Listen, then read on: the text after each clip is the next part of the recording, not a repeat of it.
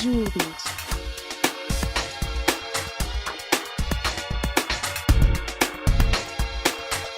Jewel Beat.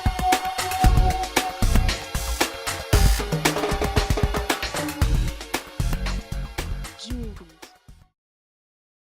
Hi there, it's Adam Lockwood from Certainty Asset Management Systems here. I'd like to share with you today some things that are quite often thought of as being more related to corporate finance than as against asset management. And at the risk of seeming to oversimplify things, fixed assets essentially have three phases: planning and acquisition, operating and maintenance, and then disposal and refurbishment. Now, clearly the type of asset that you buy determines the parameters and the extent of the focus in each one of those phases. In this case, I want to talk about acquisition. Now, on the face of it, it might seem to be pretty simple, especially in the case of a property in real estate. You want to derive the benefit or the utility from owning the property, whether that be as an owner-occupier or as an investor. And I guess in the case of an investor, as long as you're generating a good return from that property, then it's all good, right?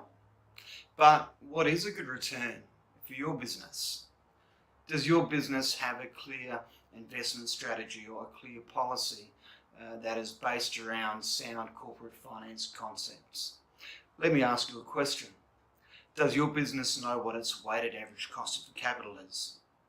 You might say, the what? What do I care what that is? The whack, isn't that where they play cricket in Perth? Well, no, the whack's actually a pretty important number. It's a blended rate of what it costs you to finance the assets that you buy and engage in your business. Now, the weighted average cost of capital has a really close relationship with another key concept called the return on capital employed. This is the operating revenue generated by the assets, expressed as a percentage of the cost of those same assets. So, why are these two measures so important? Let's think about it for a second. If you buy an asset that generates an operating return of, say, 7%, well, great. It's better than what I can get by having my cash in the bank. But how much did it cost you to employ the asset? If it cost you 8% to buy it, then eventually someone will lose money. And it's not going to be the banks. Well, it is sometimes, but not often. Generally, the loser is the owner of the business. So, the weighted average cost of capital is based upon another corporate finance concept called EVA, economic value added. Now, this concept is based on the premise that owners of businesses and owners of assets expect to get a return on their investment and that the return should be better in this business or in this asset than what they can get elsewhere for a similar risk-reward profile. So let's look at an example. Say that you use 50% of debt funding and 50% of owners funding. Let's now say that the banks want a return of, say, 5% on their money. And the owners, because they bear more risk and they know that they can get a similar return elsewhere, they want 10% on their money. So these are the two inputs.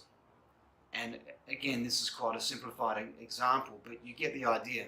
These are the two inputs into the weighted average cost of capital.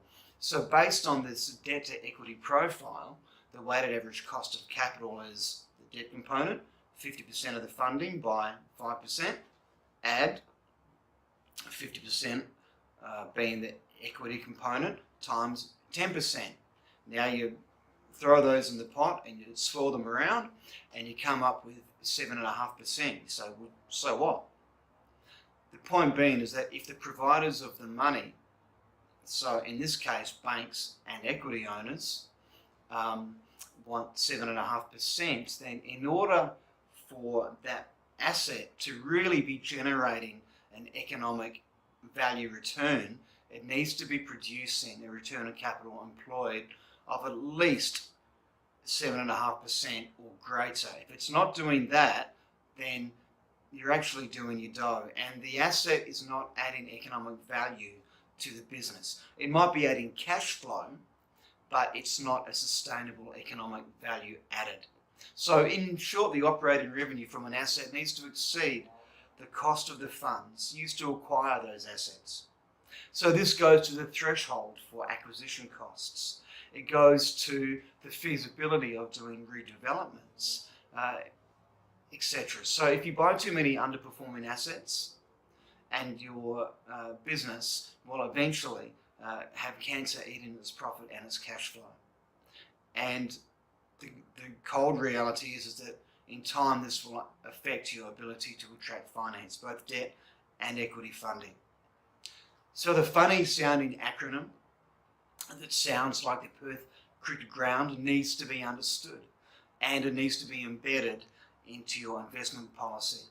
So if you'd like help to review this or to discuss it, then Certainty Asset Management can help you on this and make sure that your business doesn't suffer long-term value leakage. Thanks.